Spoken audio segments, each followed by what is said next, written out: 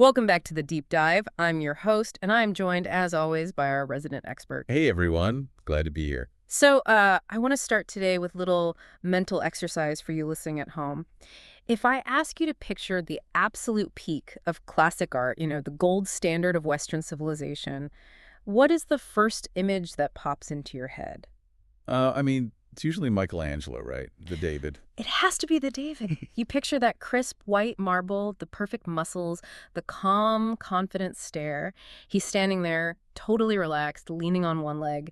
It is the definition of chill. Yeah. And it represents this idea that everything is under control, the math works, and the world makes sense. Which is it's a lovely thought. It is. But today, we are going to take that statue and that entire worldview, and we are going to smash it with a hammer. Oh, wow.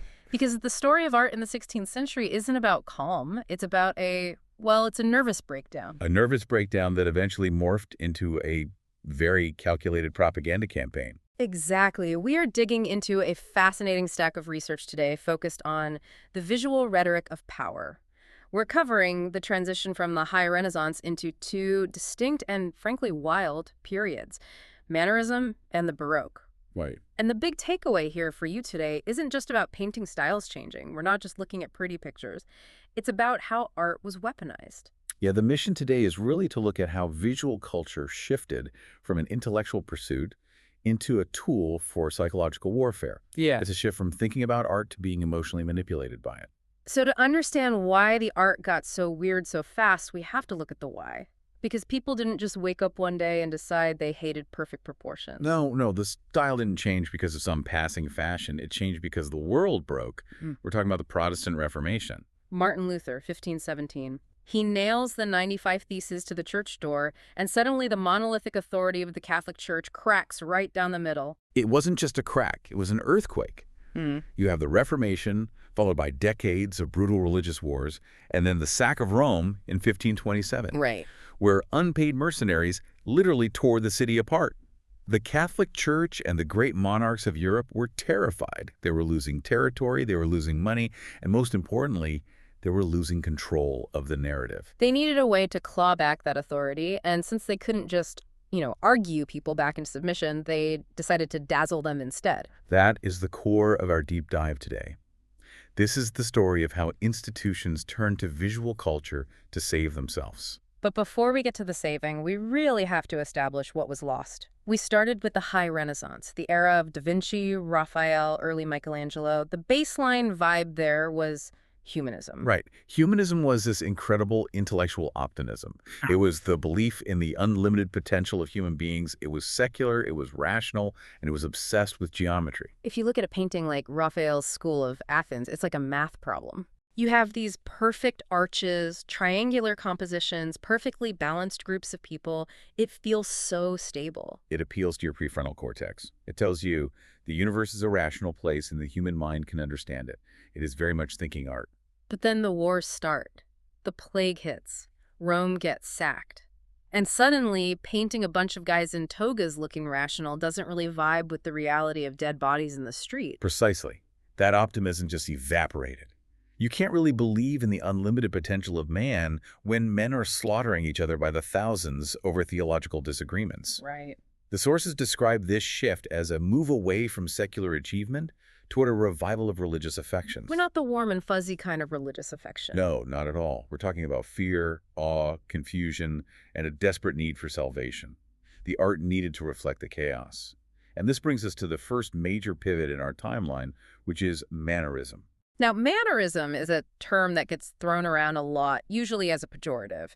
I know for a long time, critics looked at art from the 1520s and 30s, guys like Pontormo or Parmigianino, and basically said, look, these guys just forgot how to paint. It started as an insult.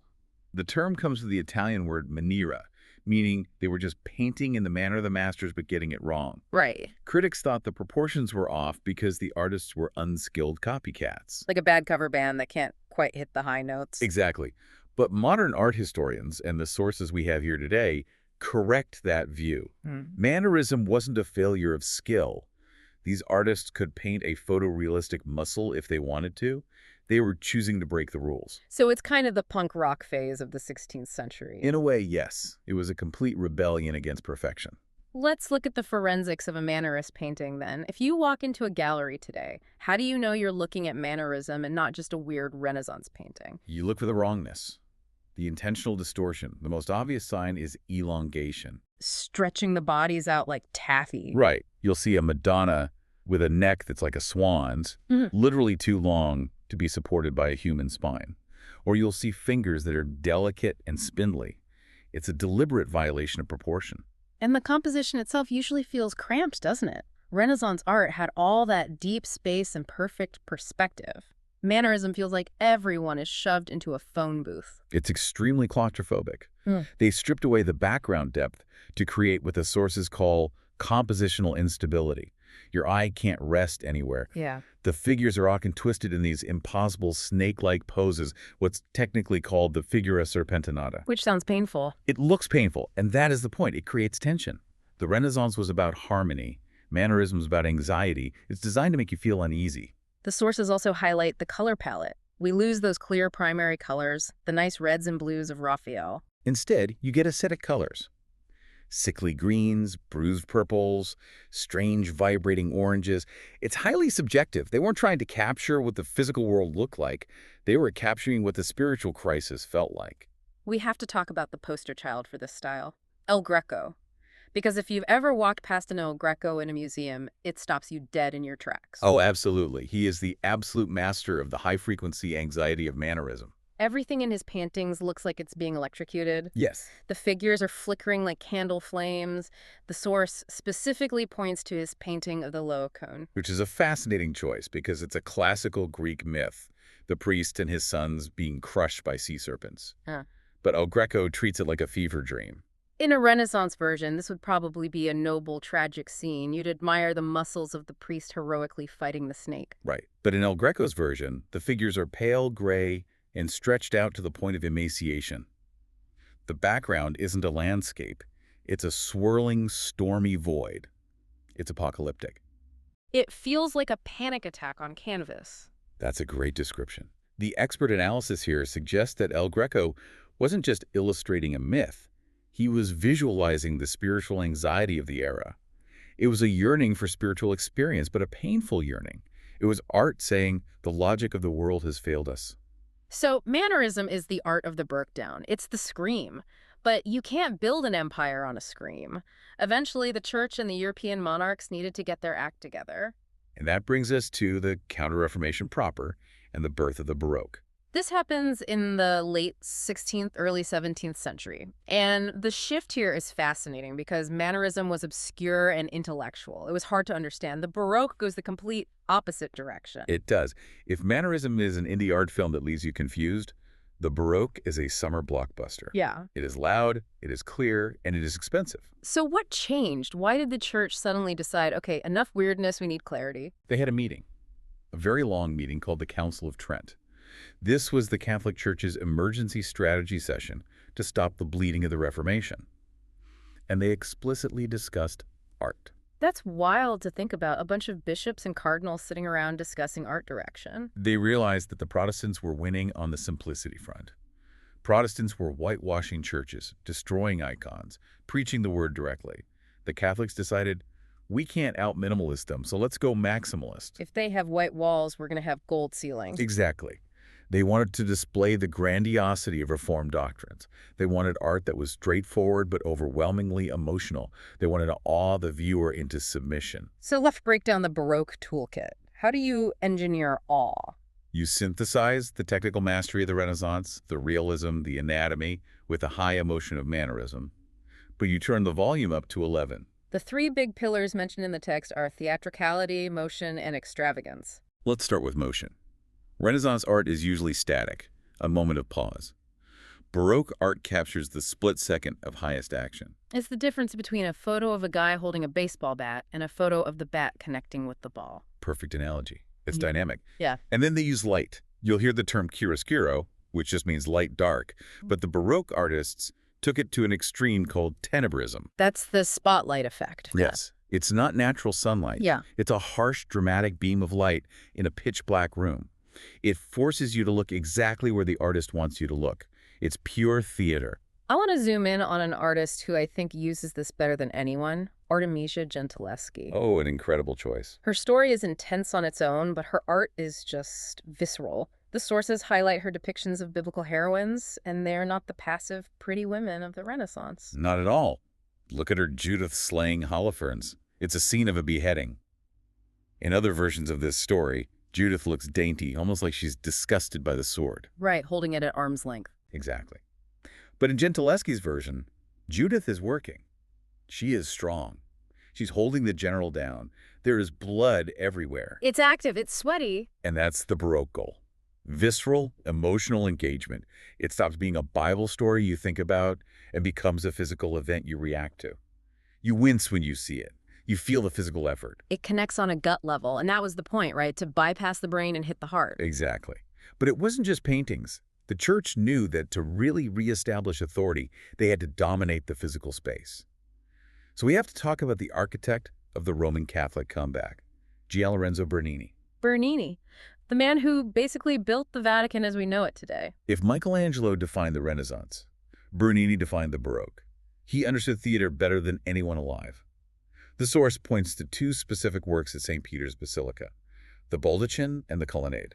The baldachin is that massive bronze canopy structure over the main altar. It is huge. It's the height of a 10-story building inside a church. And notice the columns. They aren't straight. They're twisted. There's that motion again. Right. It creates a sense of upward energy, projecting ancient mystical power. But the colonnade outside is the real psychological masterpiece. That's the massive oval of columns that surrounds the plaza where the Pope speaks. If you look at it from above, the shape is designed to look like two giant arms reaching out. Bernini explicitly described it as the maternal arms of the church. Well, that sounds comforting. It is comforting, but it's also deeply controlling. Those arms are embracing you, but they are also surrounding you. Right. It funnels your vision, controls your movement, and directs everything toward the basilica. It fuses motion with spiritual grandeur to prove, visually, that the church is the supreme authority. You stand there in that plaza, and you feel small, and the institution feels infinite. That is visual rhetoric working perfectly. It bypasses your logic. You don't argue with a building that big. You just accept it. It's interesting you mentioned accepting authority because the church wasn't the only one doing this. The monarchs of Europe, the kings and queens, saw this style and said, I want some of that. Absolutely. This was the age of absolutism, the divine right of kings.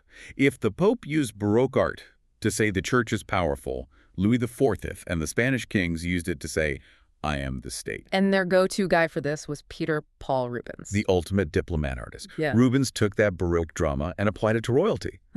The source details his painting, the elevation of the cross. Now, technically that's a religious painting, but the style just screams political power. It does. Rubens is known for vibrant color and mass. In the elevation, you have these incredibly muscular men straining to lift the cross. But look at the composition. It's entirely built on a diagonal line. Why does the diagonal matter so much? Think about it. A horizontal line is calm, like a horizon. A vertical line is stable, like a tree or a pillar. Okay. But a diagonal line is unstable. It suggests movement, energy, force. It looks like it's toppling or launching. So Rubens filled the canvas with diagonal energy to make the action feel explosive. Exactly. It creates intense action. And when you hang that in a palace or a cathedral, supported by the king, it sends a clear message. We are dynamic. We are powerful. We are a force of nature. It really creates this image of the monarch not just as a guy sitting in a chair, but as an active hero. It's the Marvel movie poster approach to governance. So if we step back and try to synthesize this for everyone listening, we have this clear evolutionary line. We started with the Renaissance. Which was thinking art. Rational, geometric, humanistic. Then the world falls apart and we get Mannerism. Feeling art. But specifically, the feeling of anxiety, distortion, and crisis. And finally, the institutions regroup and weaponize that emotion into the Baroque. Which is the massive synthesis, thinking and feeling. The Baroque used the technical perfection of the Renaissance to deliver the emotional payload of Mannerism. It was incredibly smart art, designed to make you stop thinking and start feeling. And the ultimate goal of all that drama, all that gold, all those twisted columns was obedience. Obey. That is the subtext of the entire era. The Counter-Reformation succeeded in large part because they won the visual war. They realized that if you can control the visual landscape, you can shape the beliefs of the people. It really changes how you walk through a museum. You realize you aren't just looking at pretty pictures. You're looking at a centuries-old marketing campaign that actually worked. A very expensive, very effective marketing campaign. Before we wrap up, I want to leave you with a final thought to chew on. We've spent this time talking about how the Baroque was designed to bypass logic, to use sensory overload, the light, shadow drama, to trigger an emotional submission to authority. Right. Do we see that happening today? We see it everywhere. We like to think we are modern, rational people who make decisions based on facts. Yeah. But look at our visual landscape. It is incredibly Baroque. Give me an example. Look at a political campaign rally. It's not a debate in a town square anymore. It's a spectacle. The lighting is engineered, the music swells at the exact right moment, the backdrop is massive. It's designed to give you goosebumps, not to make you think about policy. Or even the news. Watch the intro to a 24-hour news channel.